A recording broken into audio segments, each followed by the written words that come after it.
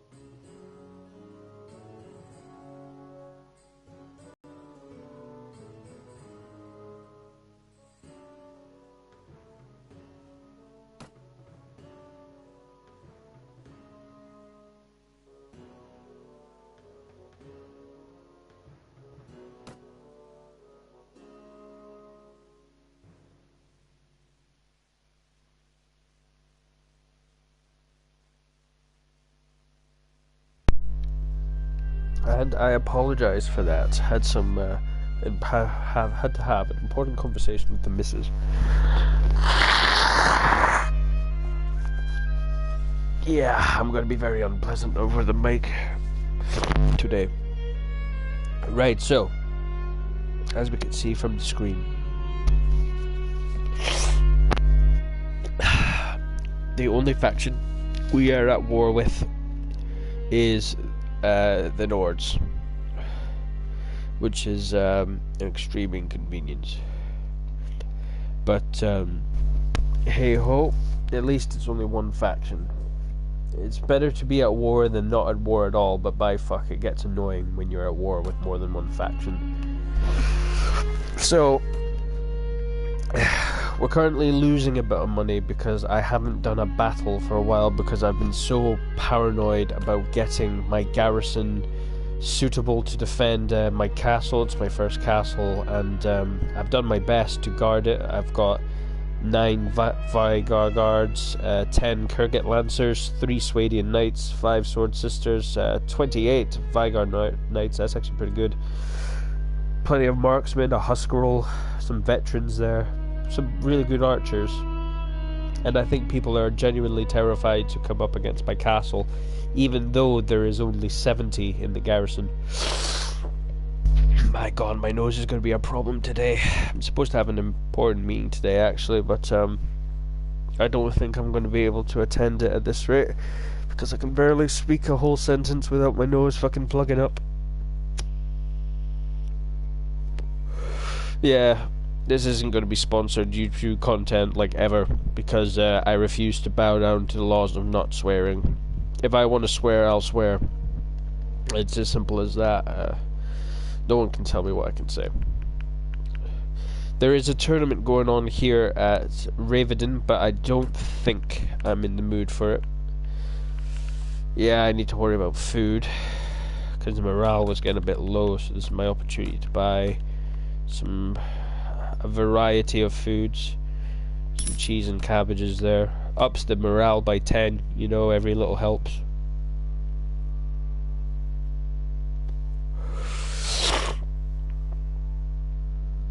So we don't have any main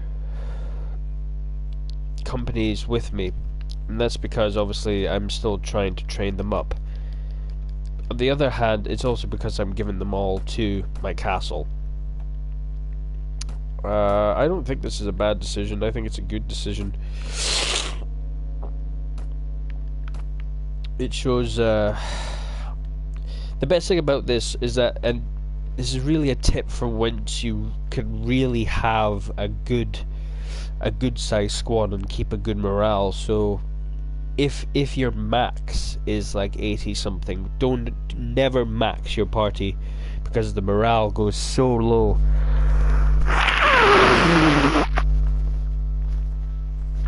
And literally, all it takes is for the food to run out and people will actually start to leave your company. And I'm not even making that up. You know, I didn't even think that could be a thing on this, but it is. And it's not just, you know, like the recruits either. You know, you could have 10 huskarls with low morale, and the 10 huskarls could leave, and there you would be all by yourself, you know. But no, my max party is 101, and through many trial and error on this game, by the way, that is how you learn. That is why you basically get infinite amount of time to do what you want, because this game is very much trial and error. Through trial and error, I found a perfect balance of not having a small squad that people would want to attack me, but also enough so I could deliver 10-20 troops to my castle at a time, fully trained, and still have a company of over 70. And this is when the tricky part of, and the really testing part of your patience comes in to this technique. So that you may notice when you go for recruits, sometimes you'll find a lucky find of 6 or 7 or something, but sometimes you'll have none at all. Well, if you wanted to improve this, the best thing to do is to be accepted in a village, and by that I mean you go to the village elders and you do as many tasks for them as possible.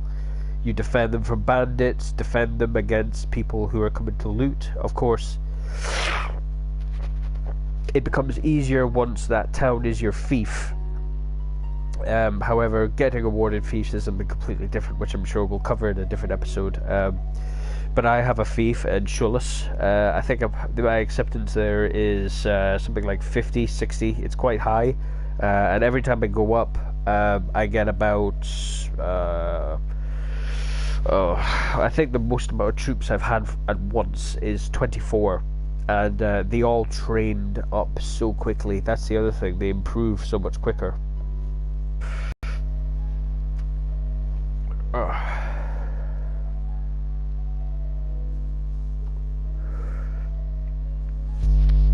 Okay, I think we had a slight internet issue there, which unfortunately for me and for anyone who actually likes watching these videos, it will continue to be a problem until I move to a new house, which will be happening within the next few months. Not sure if I'll be doing much of this. I would love to, but sadly I just don't think there's any...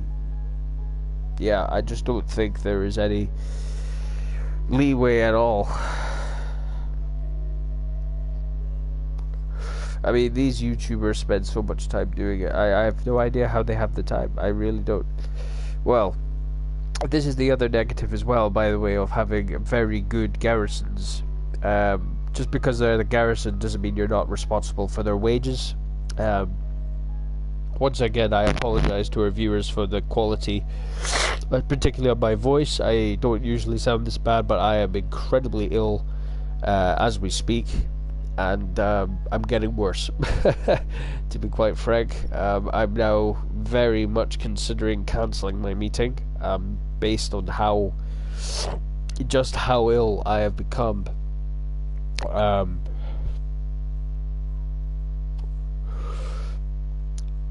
Yeah, but anyway, to have the troops that I have, not only in the party, well, the fact that I have over 80 troops in my party, you know, including some Swadian man-at-arms, which is the stage before Swadian Knights, which is arguably the best troop in the game, both horseback and on foot. It is expensive, and even though I do get the rents from the castle and Shulis, it's not enough to cover the costs of everything. This is why, ideally, I should be fighting bandits, but right now, more worried about the garrison, as I said. So right now, I'm willing to take the financial hit because, not to toot my own horn, but I'm quite good at this game. When it comes to hand-to-hand combat, the amount I usually get stuck in a battle, I make sure I pick the right characteristics when I get a level up, and my two-handed fighting is pretty good, I'm pretty sure. Yeah, look at that. It goes to show you what my favourite type of weapons are, but my two-handed ability is 242, which is actually very, very good for a level 25. Now, at level 25, I could be strong enough to start my own kingdom, which, by the way, is a thing. You can start your own kingdom in this game. But even as a level 25, I must admit, I really do not have the confidence. And the reason I don't is, once again, trial and error on one of my past characters. Was I made enemies too badly. I didn't think that through. I broke a lot of oaths because I was with the Vigars, and then I was with the Rodoks, and then I was with the Nords, and I broke oath with all three kings. So I had 3 enemies straight off the bat. I took the last castle which was available in Swadia because they were destroyed. So I destroyed Swadia and built my kingdom in one of the far corners of the map because it seemed like a safe, clever idea. But because I had made so many enemies, everyone came and invaded, and I mean everyone came and invaded. So that's why I've been very careful with my faction relations. And the only reason I have a negative relationship with the Sultanate is because of some liberal bullshit, right? I attacked a caravan from the Sultanate whilst the Vigars were at war with the Sultanate. But what the game failed to tell me in time was that the Vigars had made peace with the Sultanate. And I checked before I attacked the caravan to make sure we were at war, and we were. It was still minus 30, minus 40, something like that. So it was hateful, you know. We were at war. I attacked the caravan, and as soon as I attack, it says that my relationship with the Sultanate's gone from 0 to -5. And I'm thinking, what? We're at war. And no, they made peace basically as soon as I went into that battle, and I have made that enemy of the Sultanate. And because they're so far out the way, I just can't be arsed rectifying the issue with the Sultanate. They're not much of a threat. I mean, the Mamluks, they're top infantry. They can be a bit annoying. They can be very annoying, actually. But apart from them, pretty much all the infantry in the Sultanate is flawed, hugely down to armor. They're very, very ill-equipped. Worse than the Rodoks. And you've got to consider that the Rodoks, you know, are rebels in themselves. They are the rebels of Swadia. They broke away from the Swadians and began their own thing under Gravith.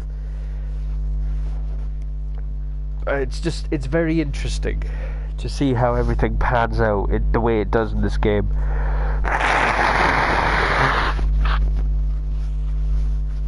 But yes, another tip for a fun fact: if you want to be at war with anyone, you want to be at war with the Sultanate, purely because I remember in one particular fight I went into a battle with about 40-50 men against 132. I mean, fair. I mean, I probably got most of the kills myself, but still, we came out of that battle and I only had about 6-7 casualties. So, you know, overall, I mean, the result was fairly impressive. So anyway, here we go again. Got to manage the garrison. We've got a knight to deliver, so we shall give him it. Currently building a bigger prison to go in there as well. Got some caravans from the Rodoks passing by. I think I have a mission to do next, actually. I have to go visit a lady. But, and I'm going to say this with a big but, Akadan is a man that I need to challenge, and pretty much like now. And he's in here. Is he in the tournament? He's in the tournament. I really hope I get a chance to kick this guy's ass. He's my rival for this woman, Drina. And I finally want a wife in this game because it's something I haven't achieved yet. So it's my first, and I don't want him to rob me of that. So, but first it's time to earn back some of the money I've lost earning a tournament and betting on yourself. Betting on yourself in every game gives you a lot of money. And when I say a lot of money, I mean like a lot of money. 100 dinars, but you got to make sure you win though, obviously, or you'll lose money. And you can walk away with about 4,000 dinars, just under that. And I'm not very happy because I've been given a lance. My polearm ability is okay, but this is definitely not my preferred weapon of choice in the arena. It's just such a hit or miss weapon. You've got to get it right. The people with the swords have such a huge advantage. And plus, you know, you might think you're getting into prime position, but sometimes with the right runs, these guys can one-hit kill you with these polearms. I've certainly done it to a fair share of people, so it's very tricky. I think Oh no, are they all teammates? Yeah, they are. Cool. Well, here we go. Round of 16. Almost. Next round to the quarterfinals. Oh crap. Oh, well, I chickened out of that. No regrets. Okay. Oh god, if I can get him down and I can take his sword, I've got this in the bag. I always say that if you give me a sword, I've practically guaranteed a win on this game. Because I just love using the swords on this game. Just moving the analog stick, it's satisfying. It's like, sometimes it reminds me of an old original Xbox game called Obi-Wan. A huge Star Wars fan, by the way. But it was, you could, wherever you move the analog stick is where the lightsaber went. It wasn't just like slashes though, it was literally, you could spin it 360 if you wanted. It was brilliant. And supposedly that is what the new Warband will very much be like, which I'm very, very excited for. Just disclosure again, because I know I've had quite a few viewers since earlier. I just want to say I am very ill, and that is why I sound like utter crap today. Oh, excellent, excellent.